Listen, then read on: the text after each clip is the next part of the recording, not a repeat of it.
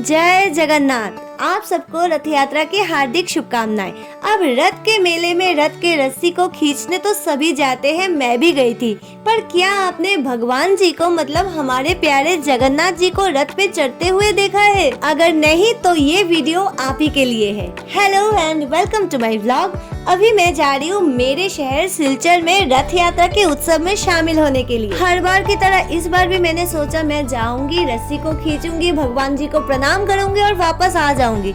पर वहाँ जाकर मेरे साथ जो कुछ भी हुआ ये मैंने एक्सपेक्ट नहीं किया था। तो चलिए पूरी डिटेल्स में बताती हूँ। शहरी भीड़ और ट्रैफिक से बचने के लिए मुझे लगा बाईपास से होकर जाती हूँ और फिर चेंकुड़ी रोड से होकर शहर में एंट्री मारूंगी और सीधे जाऊंगी इस्कॉन मंदिर। तो बस इसी प्लान के साथ हम आगे बढ़ रहे थे और जब चेंकुड़ी रोड के अंदर आए तब देखा यहाँ पर थोड़ी भीड़ है और साथ ही साथ चल रहा है भगवान का नाम। तो मुझे समझ में आ गया है भगवान जी का कृपा हम पर बहुत ज्यादा है, क्योंकि अभी से हमें उनके दर्शन हो गए।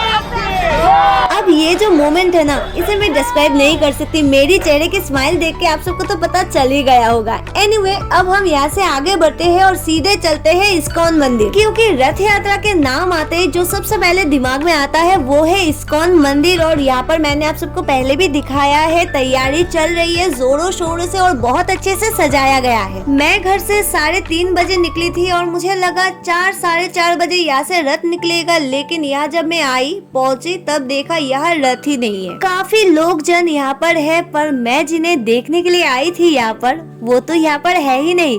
मेरे आने से पहले ही वो यहाँ से निकल गए और अब वो पूरे शहर घूम रहे हैं और मुझे पता नहीं वो किस रास्ते गए हैं। तो मैंने ले लिया यू टर्न और समझ गई गाड़ी में बैठ के आराम से उनका दर्शन नहीं होंगे, उनके दर्शन के लिए मुझे मेहनत करना होगा। तो हम सीधे चले गए वो जगह जहाँ मेरी माँ रहती है, मतलब शमशान घाट। वहाँ पर हमने गाड़ी पार्क की, माँ को प्रणाम किया और फिर वहाँ से हम पैदल निकल गए। अब सुभाष नगर से सुनील छोटकर लेन होकर हम सीधे निकल जाएंगे बिल पार्क के सामने, क्योंकि ज्यादातर रथ उसी रास्ते से जाती है। तो भगवान जी के दर्शन तो यहाँ पर हमें हो ही जाएंगे। तो यहाँ आने के बाद आप देख ही सकते हो कितने सारे लोग यहाँ पर है। मैंने 1-2 जन से पूछा भी कि रथ आया कि नहीं, तो उन्होंने बताया अभी तक तो नहीं आया। मतलब मैं सही टाइम से यहाँ पर आ गई हूँ। अब कभी भी यहाँ पर रथ आ सकती है। अब जितना आप लोग मुझे जानते हो, आप लोगों को पता चल ही गया होगा, एक जगह पर रुकना मेरे लिए तो बहुत ही मुश्किल काम है। तो मैंने सोचा चलो अंदर जाके देखते हैं। वहाँ पर अंदर भी एक मंदिर है,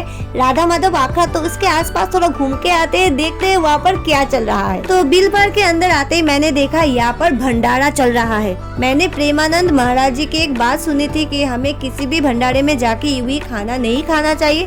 तो मैं वहाँ से साइड होकर निकल गई और आगे जब मैं आई देखा यहाँ पर तो मेला लगा हुआ है। इतने प्यारे प्यारे खिलौने मूर्ति यहाँ पर है। आई एम श्योर आप सबको भी लग रहा होगा काश मैं भी यहाँ से कुछ तो अपने घर लेके जा पाती। एनीवे, जब मैं थोड़ा आगे गई तब देखा यहाँ पर थोड़ी डिफरेंट मूर्ति है, सफेद दाढ़ी वाली मूर्ति। यहाँ पर आप देख सकते हो एक बूढ़ी अम्मा बैठ के यहाँ पर मूर्तियाँ बना रही है और उनके हाथ में जो कला है सच में भगवान की ही देन है। खैर, अब हम आगे बढ़ते बढ़ते काफी आगे बढ़ चुके हैं और मैंने सोचा नहीं था यहाँ पर इतनी सारी दुकानें होंगी, इतनी सारी चीजें होंगी और उससे भी ज्यादा इतने सारे लोग होंगे। यहाँ खिलौना, मेहंदी, सजने संवरने का सामान जैसे चूड़ी, माला और खाने का सामान जैसे पुचका, चाउमीन, सब कुछ था जो मैं आते समय ट्राई जरूर करूंगी। नॉर्मली मुझे भीड़ ज्यादा पसंद नहीं है और मैं भीड़ भाड़ से दूर रहती हूँ, पर आज का माहौल काफी डिफरेंट है। अगर ऐसे ऐसा माहौल बने रहे तो भीड़ में भी शामिल होने का अलग ही मजा है। वैसे आप लोगों ने कल रथ का रस्सी खींचा कि नहीं, मुझे कमेंट करके जरूर बताएं। और अगर आप लोगों ने अभी तक मेरे चैनल को सब्सक्राइब नहीं किया है तो जल्दी से कीजिए, वीडियो को शेयर कीजिए, लाइक कीजिए और मुझे सपोर्ट करें। और साथ ही साथ अगर आप राधा माधव आखड़ा के रथ यात्रा में शामिल हुए हो या आपके जान पहचान में कोई हुआ है जिसको आपने नोटिस किया है तो मुझे कमेंट करके जरूर बताएं, मुझे बहुत अच्छा लगेगा।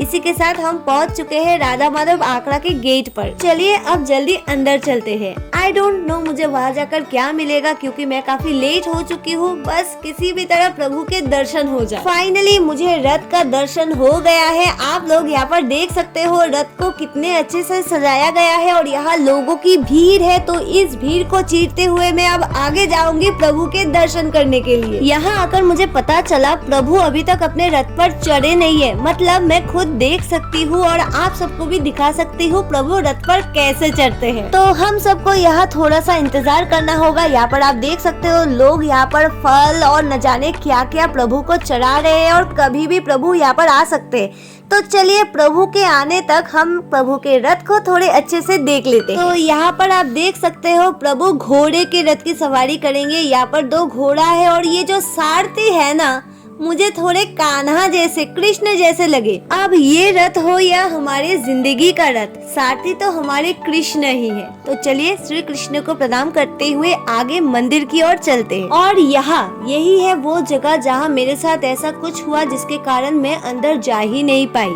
मैं मंदिर के गेट के अंदर गई थी कि प्रभु स्वयं बाहर आ गए। अब प्रभु से मिलना हो गया तो मैं अंदर जाके क्या ही करूँगी। यहाँ पर आप देख सकते हो कीर्तन के साथ ढोल तमाशा बजाते हुए प्रभु को बाहर लाया जा रहा है रथ पे चढ़ाने के लिए।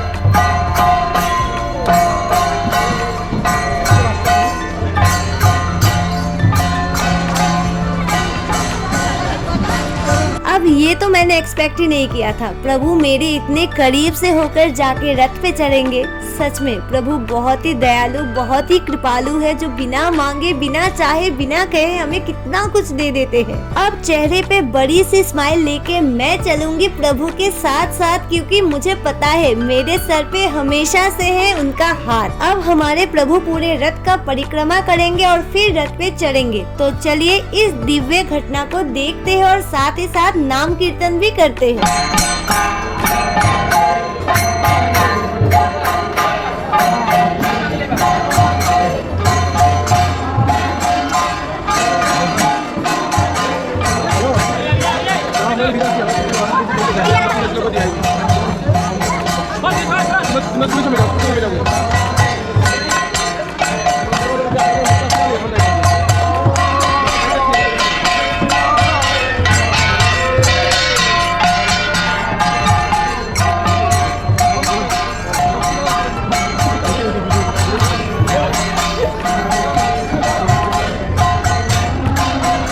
परिक्रमा के बाद वक्त है प्रभु के रथ पे चढ़ने का। आप देख ही सकते हो यहाँ पर कुर्सी मंगवाई गई है और ऊपर पहले से ही लोग खड़े हैं जो प्रभु को ऊपर आने में थोड़ी मदद कर रहे हैं। अब जो भी है हमारे भाव से ही है। जरा सोचिए, प्रभु जो जगत के स्वामी है उन्हें हम ऊपर आने के लिए मदद कर रहे हैं। ऐसा भी कभी हो सकता है क्या? आई थिंक मुझे ये थोड़ा ठीक करके बोलना चाहिए।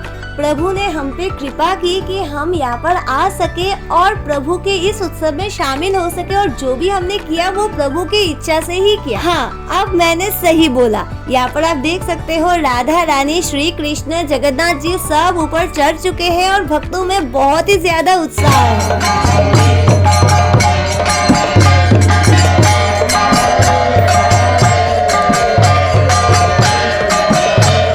रथ में चढ़ने के बाद भगवान जी की पूरी विधि से यहाँ पर पूजा हुई, उन्हें भोग लगाया गया और फिर भक्तों में प्रसाद बांटा गया।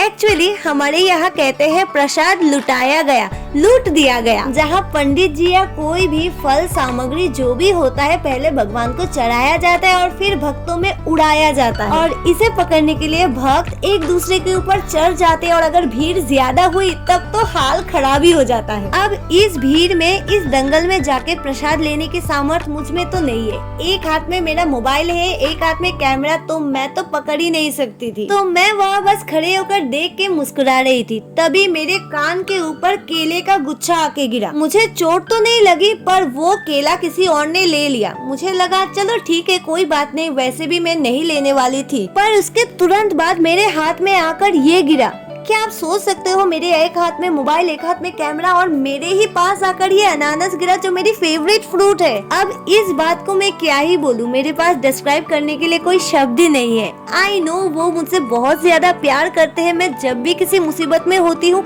ऐसे ही अपने आप मुसीबत हट जाती है, पर हर टाइम मुझे ऐसे स्पेशल फील कराना ये तो बस वही कर सकते हैं। लोग बोलेंगे ये एक कोइंसिडेंट है, पर मेरे लिए ये बहुत ही ज्यादा स्पेशल मोमेंट है, जिसके बाद और किसी भी चीज में किसी भी तरफ देखने का मेरा मन ही नहीं कर रहा था। तो मैं सीधे चली गई मंदिर, जाके बैठ गई गाड़ी में और निकल गई अपने घर के लिए। तो इसी होप के साथ आप लोगों की रथ यात्रा भी बहुत ही अच्छी रही होगी। मैं अभी खुशी खुशी आप सबसे लेती हूँ विदा, और आप लोग मेरे साथ रहिएगा। अभी के लिए बस इतना। See you in next video. Bye bye.